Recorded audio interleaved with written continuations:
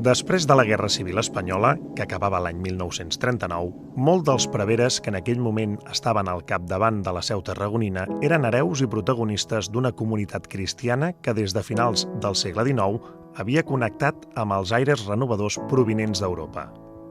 Arran de la Guerra Civil, el camp de l'acció social fou una de les necessitats on s'havien de dedicar més esforços i, en conseqüència, també amb el món educatiu. Tarragona i Reus esdevenen, en aquells moments, ciutats focus d'atracció de grans gruixos de població i, per tant, calia solucionar les necessitats pròpies a nivell d'habitatge, servei i, sobretot, de manca de places escolars.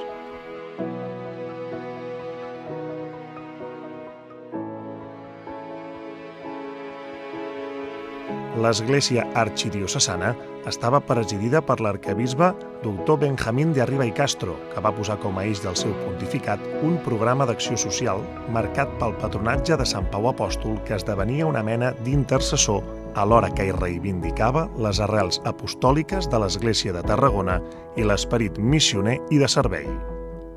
Les escoles diocesanes van començar en uns anys, als anys 50, sobretot, en què en diferents zones del nostre arquebisbat hi havia una mancança d'escoles. I des de l'arquebisbat, especialment el cardenal, don Benjamín de Arriba i Castro, va tenir molt interès en que es fessin escoles. I això és bo de recordar-ho. Així doncs, es van posar en funcionament, presidits pel cardenal, el Patronato Escolar de Suburbios San Pablo de Tarragona i Reus i el Patronat Diocesà d'Ensenyament Primari. La condició jurídica dels patronats en permetia accedir a un règim especial de provisió dels seus centres educatius, amb mestres i directors pertanyents al cos oficial del magisteri. En resum, l'any 1969, a través de les escoles del patronat, es donaven classe a 5.700 alumnes de Tarragona a través de les seves escoles. El que avui dia coneixem com a Col·legi Sant Pau Apòstol és el resultat d'un procés que va gestar-se durant més de 12 anys. El primer projecte de construcció data de l'any 1955 i li correspon a l'arquitecte senyor Josep Maria Monravà. La direcció del complex s'assignà a mossèn Joan Martí i Alanis. Una gran persona, un mestre, realment era un educador. Jo d'ell vaig aprendre moltes coses. Llavors era molt jove i en realitat jo podria dir que és el més gran educador que he tingut en la meva vida. Jo crec que la base del seu èxit, de l'organització del funcionament del Col·legi de Sant Pau, va ser el fet de ser una cosa pensada, organitzada, i cadascú sabia què havia de fer i les responsabilitats que tenia. I ell delegava molta responsabilitat, tot i controlava tot. Vull dir, ell era una mica el supervisor global de tot i el responsable final de tot. Alhora, la secció filial comptava amb un director tècnic a càrrec de Juan Antonio González Herraiz i l'Escola Nacional graduada amb un altre, el senyor Francesc Cortiella i Òdena. Però hem de citar també el senyor González Herraiz, que era una persona extraordinària, humana, vivia aquí al centre, ho vivia, que era el director de la secció filial. Del senyor Cortiella recordo bàsicament el seu esperit d'exigència, o sigui, el nivell d'exigència amb tots els aspectes, amb l'aspecte de puntualitat, amb l'aspecte, per exemple, de respecte als crios, als nens, amb l'aspecte del treball. El centre va ser inaugurat oficialment el diumenge 2 d'octubre del 1966 amb tota solemnitat. La premsa descrivia l'acte amb tota mena de detalls. Va ser presidit per l'arquebisbe de Tarragona i va comptar amb la presència de les màximes autoritats civils, militars de la ciutat i del món educatiu, així com del director del centre, mossèn Joan Martí i Alanis, i el claustre de professors i alumnes del centre. Jo vaig acabar la carrera molt jove. L'any 1966 vaig treballar de mestre interí a l'Espluga de Francolí. Llavors, aquell estiu, al mes d'agost, jo estava al poble de Vimbodí i va venir a buscar la meva mare, que estava alhora amb el meu pare, que hi havia un mossèn que volia parlar amb mi. Resulta que era mossèn Martí, no el coneixia. El havia sentit parlar perquè ell havia estat director de la Mercè de Montblanc i la Mercè tenia molt anomenada a la Conca de Barberà, però ell personalment no el coneixia. Vaig anar a casa i ell m'ha oferit la possibilitat de venir en aquest centre que s'havia d'inaugurar. Hi havia la problemàtica que segurament no el donarien d'alta fins al gener, i els primers mesos només tindríem una petita paga per part dels pares i la residència gratuïta. Per sort, després es va donar d'alta al mes d'octubre. Ell m'ha explicat que es feien reunió, com funcionaria el centre, i el seu projecte pràcticament de seguida em va seduir i vaig prendre la decisió de venir cap aquí a Tarragona, en aquest col·legi. Hem de dir que en aquell temps el col·legi estava en obres. Quan vam venir aquí jo tenia una habitació aquí al darrere del Saló d'Arques, on hi havia també mossèn Martí, vam tenir que netejar, no hi havia porticons, no hi havia camps d'esport, s'estava treballant, enteneu, i estaven les coses en plan molt diferent de com està actualment. Mossèn Martí després va ser copríncep d'Andorra, i bisbe. Em recordo que em va portar a veure el garatge, no sé ara què és, no sé el que hi ha ara, aquell garatge, però allò era un sòton que estava destinat a garatge. Gran, maco, molt maco. No, mira, aquesta sala la tens per tu, tota per tu. I no hi havia res.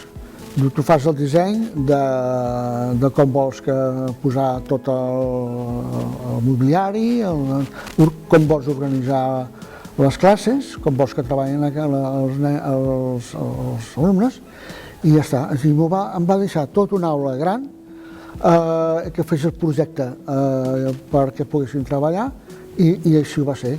Va ser allò que, clar, em vaig quedar que te facin aquest regal, d'alguna manera, no? El vaig trobar meravellós per a mi i realment em va servir de molt i crec que els alumnes ho van aprofitar molt també. En el temps que mossèn Joan Martí Alanis va estar al davant del complex, es va posar en funcionament el Col·legi Menor, residència, l'escola annexa i la secció filial, alhora que s'habilitaven tot un seguit d'espais dedicats a la pràctica esportiva que complementaven l'oferta educativa i lúdica del complex i complien amb les funcions pels quals va ser fundat. Sant Pau tenia excel·lent professorat, la prova està que a les revàlides tenim un gran nombre d'aprovats respecte a altres escoles de Tarragona. A més, a nivell esportiu, els diferents equips del col·le eren temuts a Tarragona. Crec que teníem unes instal·lacions esportives com cap col·legi de Tarragona. El 1970, quan arriba el torno, mossèn Martí, en aquest cas, em diu que els dissabtes s'han de muntar activitats esportives, que els nens ho tenien molt clar, que havien de fer esport, i si podien muntar competicions, en aquest cas, amb altres instituts, amb altres escoles. Quan arriba aquí, pràcticament l'únic que hi ha és un gran equip de hoquei sobre patins. Cridarà l'atenció. Un equip de hoquei que un tal senyor Fabregat, que després ell suposo que ho explicarà, arrasava, perquè aquí ni el Reus Deportiu ni el Vendrell guanyaven. Estava molt ben muntat i competint. Van ser tercers d'Espanya en uns jocs, me sembla tercers o segons, en uns jocs al Campionat d'Espanya. Llavors, quan arribo aquí, em trobo que hi ha algun equip de futbol que juga, hi ha la pista poliesportiva que està muntada, però no està pintada, s'ha de pintar la pista, s'ha de muntar els taulers de bàsquet, s'ha de muntar tot i s'ha de posar tot en marxa. Es posa tot en marxa i en aquest cas recordo que amb molt poca cosa es posarà en marxa una sèrie d'activitats gràcies a l'esforç de moltes persones. Educadors, professors, entrenadors, pares, alumnes. Es va formar en aquest cas un centre que va ser capdavanter, podem dir, amb l'esport a tota la província de Catalunya, inclús fora de Catalunya, amb bàsquet, futbol, handbol, cross, tenis de taula, atletisme, escacs, inclús algun any amb natació, perquè aquí hi havia alumnes que feien natació al Tàrraco i aprofitaven els mateixos entrenadors del Tàrraco, ho feien per competir en jocs escolars. I penso que van arribar a guanyar algun campionat d'Espanya. Hi havia el Vidiella, que va ser campió d'Espanya amb el Col·legi de Sant Pau. És a dir, que realment puc explicar l'anècdota que una vegada vam anar a Castelló, en una fase de sector, portàvem un equip de bàsquet, tenis de taula, futbol i potser handball, 4 equips. Allí el delegat de Madrid, que era del Movimiento, pobrament no s'ho acaba de creure que un centre que era relativament petit, perquè penseu que només hi havia 2 línies de batxillerat, es presentés en una fase de sectors amb 4 equips, al·lucinava aquell bon home. Després d'aquell any sé que en tenis de taula, mossèn Serra, que és el que va posar en marxa el tenis de taula, el Quico Roig va quedar campió d'Espanya i el Vidiell en natació també va ser campió d'Espanya. És a dir que va ser un aspecte molt important, però més que res perquè les activitats esportives ajudaven molt. Això ja la idea la tenia molt clara mossèn Martí, a formar els alumnes, a més intel·lectualment, a formar-los com a persones. A veure, jo ja havia estat... M'agradava el hoquei. Jo havia vist hoquei a Barcelona, havia vist alguns partits del Barça, alguns partits de l'Espanyol, que llavors tenia una secció relativament important, i el fonamental va ser que quan jo vaig arribar aquí vaig veure que alguns nens tenien patins i aleshores, i per ells sols, a les hores de pati, patinaven per les pistes. En lloc de botar la pilota i encistellar el bàsquet, doncs patinaven. I vaig dir, un dia, doncs mira, aquí a Tarragona el hoquei no és una cosa coneguda, em sembla que no hi havia potser cap col·legi que tingués aquest esport, i entre que a mi ja m'agradava i ja n'havia vist, i els nens que teníem que el practicaven eren del Vendrell, de Calafell i de Reus, penseu que llavors el Reus esportiu era el rei del hoquei espanyol i europeu. Vam anar a Madrid a nivell de hoquei també, amb els infantils. Sempre parlem d'esports escolars. Esports escolars que en aquells temps eren potser superiors fins i tot als jocs federats de clubs. Per què? Perquè els nens dels clubs infantils, juvenils, o infantils més aviat, que eren més petits, on eren? No eren tant els clubs com a les escoles. O com teníem aquí, els nens que teníem aquí d'infantils són els mateixos que després van anar jugant amb el Reus Deportiu i amb el Vendrell, fonamentalment. Recordo en els equips de bàsquet, en algun cas es vam trobar jugadors que no portaven l'equipatge suficient o que portaven menys mitjons, un altre, doncs hi havia sempre qui en portava de més per ajudar a qui se'ls havia deixat perquè sabia que aquell, si no, no jugava, per molt bo que fos. Per tant, la formació amb això va ser bastant important. Inclús també un cas que vam tenir, un noi que no anava prou bé amb els estudis, el Josep Pont i jo vam decidir que aquesta persona no seguiria jugant, això era una peça fonamental, que jugava molt bé, doncs no seguiria jugant amb el nostre equip, perquè es dediqués més a estudiar, perquè veiés veritablement que el que no pot ser la vida és que perquè em necessiten, doncs no, ningú és imprescindible, i vam aconseguir que aquesta persona el dia mal forméssim com a persona. No va jugar aquella temporada, quan va acabar vam acompanyar els seus pares en un campionat, el vam deixar vindre al nostre equip, i posteriorment els seus pares ens ho van agrair molt, que evidentment van formar una persona. Això són potser les coses més gratificants que tens, que dius, bueno, serveix per a alguna cosa més. L'educació no sols és la classe, sinó que és el tindre la formació, l'ajuda, el compartir i veure que ningú som imprescindibles. L'internat va començar a funcionar amb un total de 35 alumnes i ja pel curs 1970-71 acollia a 102 interns i donava servei a 90 semipensionats. El centre, des d'una perspectiva cristiana, proposava als seus membres una educació basada en la convivència i la solidaritat, en la responsabilitat personal i social i oferia formació humana, religiosa i social. Jo feia substitucions i estudi dirigit i me n'encarregava dels interns, dels petits, un dormitori sencer, llavors els aixecàvem al matí, els portàvem cap al menjador per esmorzar, vigilàvem que anessin pentinats i arreglats, que no anessin mal vestits, aquelles coses que es fan amb la canalla petita. I a la nit els portàvem a dormir, a la tarda, quan sortien, organitzàvem també una sala d'estudis. La sala, quan sortien, hi havia la sala d'estudis funcionant i era una sala d'estudis amb molta canalla, perquè eren tots els interns en una sola sala i, posat al davant, anàvem guiant el que fos del que estaven feien els deures en aquella època. Hi havia un silenci i un ordre extraordinari. També hi havia un armari amb llibres, de manera que el que no volia fer deures perquè havia acabat, doncs es podia dedicar a llegir. I això també va funcionar força bé. Després, això també anava... Després de sopar, abans d'anar a dormir, tenien una estona de lleure i tenien 3 opcions. O bé podien anar a jugar pels patis, els patis estaven il·luminats i per consegüent no hi havia problema, o bé podien anar a la sala de jocs on hi havia una taula de ping-pong, hi havia d'altres jocs i jugaven allí, o bé podien anar a la sala d'estudis a estudiar. En aquella hora la sala d'estudis, no estava controlada, no hi havia pràcticament ningú, però jo vigilava les 3 coses i també m'ajudaven els mossens que hi havia i qui fos, no? Qui hi hagués. Però la sala d'estudis era el meu fort, perquè ells sabien que si jo arribava a la sala d'estudis i hi havia soroll, hi havia sarau, la sala d'estudis es tancava, perquè allò era de més a més. Era un acord entre ells i jo de que funcionava, si funcionava bé, si no funcionava bé es tancava.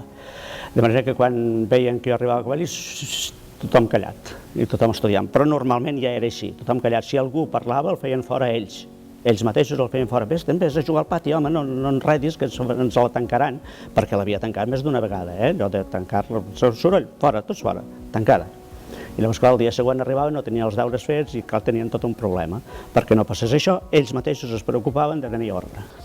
En altres aspectes més educatius, intentaves transmetre uns valors humans, bàsicament uns valors humans.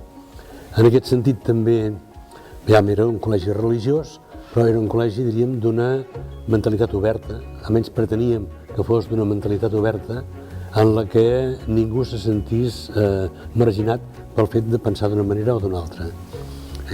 Això, clar, parlem dels anys 66 a 70, una mica diria més al post-concili, i és aquell moment d'efervescència que hi ha de moviments de renovació dintre de l'Església, i això també fa que, en certa manera, es respiri aquest aire.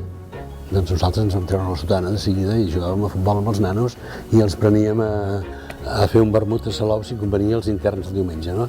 Això era crear una convivència una mica com de germans grans, amb una mica de responsabilitat en aquest sentit. Aquí en aquest centre el complia més com a educador, i en aquest cas jo estava d'educador i professor, era la relació que hi havia amb els alumnes. Penseu que, per exemple, podia estar fent classes i tenia un alumne. Aquest alumne era de l'internat, en aquest cas, educador. Jo me'l podia trobar al menjador si tenia vigilància, me'l podia trobar, per exemple, al pati, activitats a la nit o vigilància, el qual vol dir que hi havia una relació molt estreta i es creaven uns vincles molt forts i propers amb l'alumne de l'internat. També passava amb els professors. Pensem que aquí hi havia molts professors que vivíem aquí a les 24 hores, tenim les nostres habitacions, i en aquest cas esmorzàvem, dinàvem i sopàvem. I també els vincles eren molt forts, que no diria, però quasi podem dir que eren unes relacions bastant familiars i de companyerisme i d'amistat.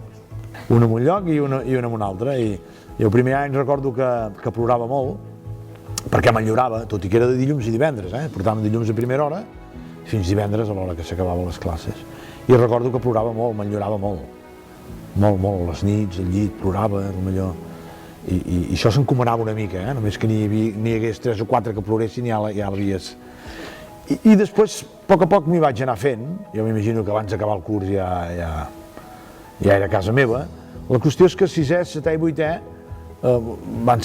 tinc el record que van ser dels anys més feliços de la meva vida, aquí a Sant Pau, perquè conviure tantes hores amb els teus companys és una cosa que no té preu. Hi ha uns vincles que duren fins avui, 40 anys més tard. Clar, et rentaves les dents amb ells, dormies amb ells, et despertaves, ploraves, reies, et castigaven, et premiaven, estudiaves les classes, els professors bons, els dolents, o els que et semblaven bons i dolents, que la perspectiva d'un nen, però d'un adult, evidentment, és diferent. Per tant, hi ha un vincle tan fort que és impressionant, i això és una cosa que ho portes tota la vida, dins del teu bagatge, que et forma com a persona, és una cosa important, tot i que eren 4 anys, d'acord, només, tota la vida, però són 4 anys amb una edat molt important i que et marquen per tota la vida. Estic segur que aquests 4 anys en un col·legi, anant a dinar, o sigui, anant al col·legi, tornant a dinar i tornant a la tarda, no m'hagués marcat tant com el fet d'estar intern. Un apunt que volia fer sobre l'internat també és que a la nostra època era molt important perquè hi havia gent de moltes comarques. Hi havia nois del Baix Camp, nois del Baix Penedès, nois de la Conca, nois de l'Alt Camp. Hi havia un intercanvi de cultures, perquè clar, cadascú tenia cultures molt diferents, i aquest intercanvi es va enriquir a tots, perquè jo, per exemple, soc tarragonès, però amb gent del Baix Camp, i amb aquesta convivència era molt important, perquè tots vam sortir guanyant molt. I bé, però també les coses curioses que es van tindre aquí a l'escola és que en els primers anys es tenia, quan érem alumnes nosaltres, les hores d'estudi amb alguns professors que ens anaven a religió o alguna altra matèria, doncs ens anaven apuntant. Si alguna persona xerrava o es despistava o qualsevol petita coseta, doncs ens anaven apuntant. I al final de la setmana sortia una llista dels condemnats, que ens diem, no? Els castigats, que tenien que vindre el diumenge a recuperar. És a dir, els diumenges venien a fer 2 hores a fer estudi, diguem, no? Amb els educadors d'aquí en aquells moments. És a dir, però va ser unes vivències molt bones. El menjador del col·legi, clar, es va anar organitzant a poc, perquè un internat amb tanta canalla doncs s'havia de fer ben fet, perquè no eren només els petits, eren els petits i també els grans, els que anaven a estudiar al magisteri o a l'escola del treball, a la laboral, molts d'aquests es quedaven a dormir aquí. El laboral no tant, perquè el laboral tenia també internat. I mossèn Martí va veure que un dels alumnes era fill d'un restaurador important, que tenia un restaurant a la Rambla, que era el restaurant Torrents. I li va preguntar alguna cosa i l'altre va dir, no es preocupi, jo vinc i els hi organitzo. I venia, hi havia en aquell moment el senyor Francisco, que s'encarregava de les cuines i dels proveïments i de les compres, que era un home, diríem, d'una integritat extraordinària. Ens havia explicat algunes vegades com algun dels proveïdors va intentar allò regalar-li coses i tal, i ell agafava el regal i el portava al despatx de mossèn Martí. I llavors va dir que ell col·laboraria amb això i va ser un dels primers llocs aquí a Tarragona en aquella època en què el menjador funcionava amb autoservei. I això va ser idea del senyor Torrents. Les comunitats educatives foren sempre especialment prolífiques en la publicació de revistes. Les primeres van sorgir per iniciativa dels interns. Van ser diferents capçaleres, entre les que trobem el Lira, amb 3 números, reemplaçada posteriorment per la revista Estudiantes. Va arribar al final de la primera promoció d'estudiants de la secció filial, els que acabaven quart, i parlant allí entre tots vaig dir, home, estaria bé que poguessin tenir un record d'aquests anys que han passat pel col·legi i podríem fer una revisteta. Hi va haver un moment de pausa i mossèn Martí va dir, home, la idea és molt bona, te'n pots encarregar tu mateix? I llavors jo mateix, amb el Carreras, ens vam dedicar a fer la revisteta, que tenia un condicionant.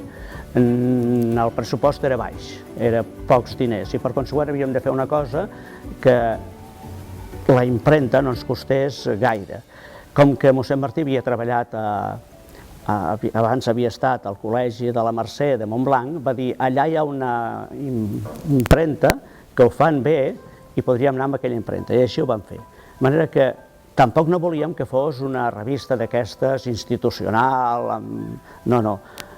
Si us hi fixeu, si algú la fulleja, veureu que al començament hi ha una presentació, però darrere de la presentació hi ha tot el professorat i personal del col·legi, però estan presentats cada un d'ells amb una frase i no en posició estàtica, sinó en posició de treball. El mossèn Carreras, que s'encarregava del cinema, doncs està allí embolicat amb cintes, que el professor de química està al laboratori, el professor de manualitats està a la seva sala de manualitats ensenyant les manualitats que hi tenien, etc. O sigui, era una revista en aquest sentit. Llavors, els vam vaig preparar una entrevista a la classe amb un seguit de preguntes perquè ells poguessin deixar constància del que volien, del que els agradava i del que no els havia agradat. I els pot llegir a la revista, de manera que la revista es va fer així, d'aquesta manera.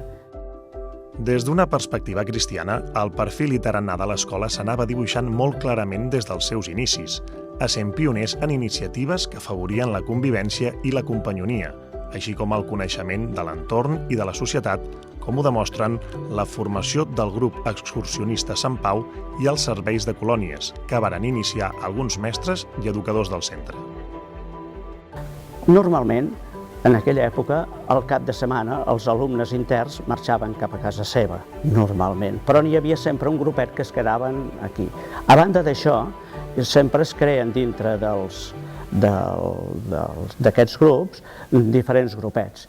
I nosaltres vam proposar-los amb alguns fer excursions. En aquella època l'escoltisme estava molt en boga, no? I tiràvem per aquest camí, de manera que vam decidir crear el grup excursionista Sant Pau, GESP. Ens vam reunir, els que volien, els 6, 7, 8 a vegades, em sembla que vam arribar a ser 8, doncs els hi organitzàvem sortides, i anàvem normalment de monitors, Carreras i jo. I vam fer sortides força boniques. Clar, l'objectiu era la companyonia que hi havia entre ells, veure els llocs de l'entorn de Tarragona, els llocs bonics que hi ha pel Camp de Tarragona, i vam muntar l'escut propi que el va fer una tieta d'un dels germans Tomàs, que eren components del grup. Això era el GESP.